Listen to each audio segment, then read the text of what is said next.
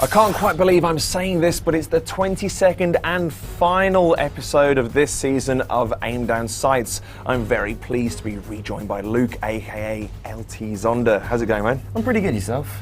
Very well, man. Have you been putting a lot more time into Advanced Warfare since I saw you? I've been putting a lot more time into it, especially Exo Survival as well, so that's been a grind, but it's been very, very fun. That's just as well, because Zonda is going to talk us through Exo Survival mode and give you some essential tips for survival. So if you're struggling to stay alive against the Atlas hordes, pay close attention.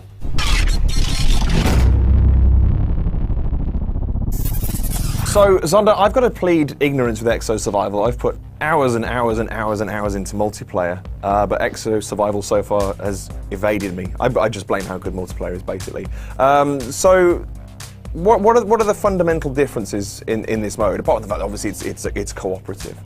So basically, it's this game mode where basically all you've got is waves upon waves upon waves of enemies coming at you. You've got your normal soldiers, you've got the big Goliaths, you've got drones, and you've even got dogs, which is pretty cool. So obviously you start off with the 4 maps on tier 1.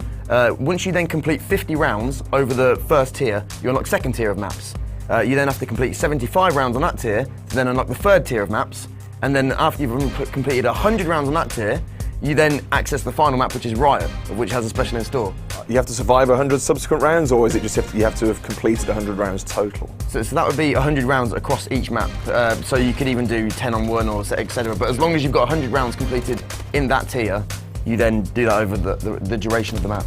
And is your operator in this mode completely separate from those that you build in standard multiplayer? Yeah, it's completely separate, and obviously in survival you've got 3 different tiers you can choose from, so it's not the same as your multiplayer. You've got light, which is obviously kind of better guns, fast paced, but you have a lot less armor. You've got heavy, which is obviously bigger, kind of slower guy, but a lot more armor, but you don't have as much speed, so you can't really get around as quickly. Yeah. Then you've got specialist, which is kind of just in between the two, which is quite cool. And then obviously in game you can actually build your character via customization.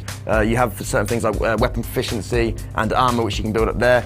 You've got an exo station where you can upgrade your exo and certain things. So you can also upgrade score streaks, which is quite nice. So you start off, for instance, if you pick the Goliath, you start off with the base Goliath, and then you can basically add on bits. So for instance, you start off with a normal gun, you can add on the rockets and such, which is quite cool. You can add on the trophy system and all that. Yeah. So very similar to the way you can modify the score streaks in multiplayer as well.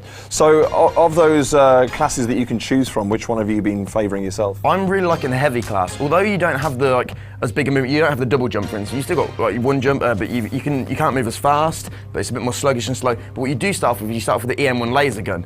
And although it's quite a good gun in a multiplayer, in survival it's amazing, because obviously you don't run out of ammo. So with you as the heavy, and obviously you're teaming with other players, do you think it's important to kind of mix up those styles and basically give yourselves roles within this combat? Yeah, it's nice if you're playing with other people. You can obviously play solo as well, which I take the heavy class. It's nice to have a lot more armor. If you've got other people working with you, it's good to probably take a couple of heavies, more of a kind of tanky kind of role. And if you use the other 2 guys to kind of move around and stuff, you can use different tactics. For instance, when you've got the drones, it's always good to hide in buildings, and obviously when there's the dogs and stuff, it's always to get onto a higher level and that. So it's kind of working together, finding a nice place that you can kind of fortify, or if you're using the fast classes, you literally just keep moving around the map, picking them off one by one. Sure. You've played through, when you played through, did you play with people you knew? Did you find that actually talking over a headset was kind of vital to making sure you survived, or can you kind of play it relatively quietly? You can play it relatively quietly. Communication does obviously help, as with everything. You can obviously cover, for instance, if someone's got a score streak that is manual, you can cover them that way. So there is the benefits of doing that, but you can also play solo, which, as long as you're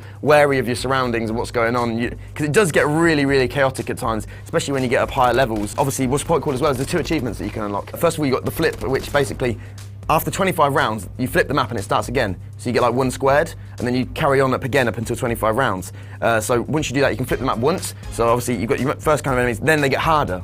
And then also you can flip the map again, and then you get the achievement flip-flop, which then gives you obviously 1 cubed, and then you go on like that as such. Good stuff. And as I think is probably common knowledge now, there's a big reward for getting to tier 4 that we mentioned at the start of the show, and that is the long-awaited return of the zombies. Of the zombies. So, I mean, what capacity do they appear? Is this more a tease for DLC down the line? I think it's a lot more of a tease than anything that's kind of really there, which obviously you play the 10 rounds on Riot first of all, you get this DNA bomb explode into the map.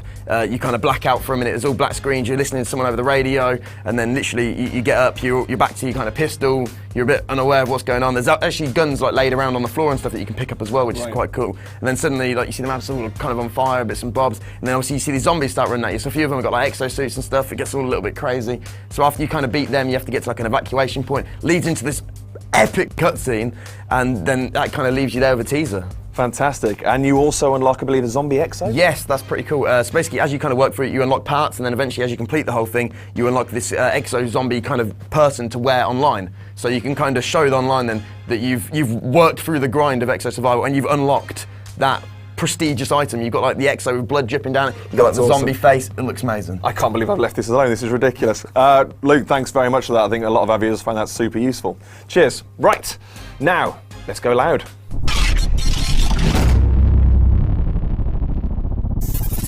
For the final edition of Go Loud, I just wanted to see outrageous clips from any Advanced Warfare mode of your choosing. Let's check them out, shall we?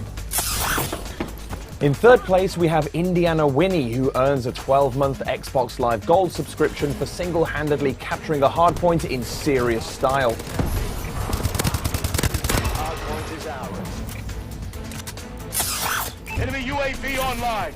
In second, and also receiving a 12-month gold code, is PowerUp2484, who demonstrates some smart weapon swapping skills in hardcore team deathmatch before dispatching the highest scoring opponent with a deadly single pistol long shot.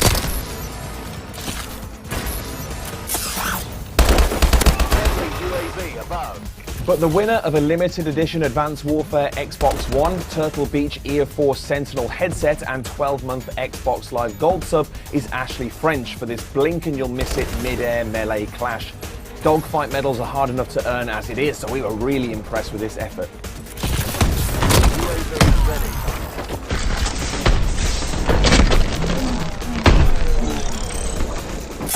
And we are almost done here. There's just enough time to thank Luke and all the guests who've joined us over the last 6 months. So for you and on their behalf, thank you very much, Luke. Thank you. And of course to Sledgehammer Games for delivering such a fantastic game in Advanced Warfare. And finally to you, the viewer, for supporting us every week. Thank you. If you've enjoyed Aim Down Sights and would like to see more, make sure to tweet at GameSpot and tell them. For now though, I was Dan Marr and this was Aim Down Sights. Goodbye.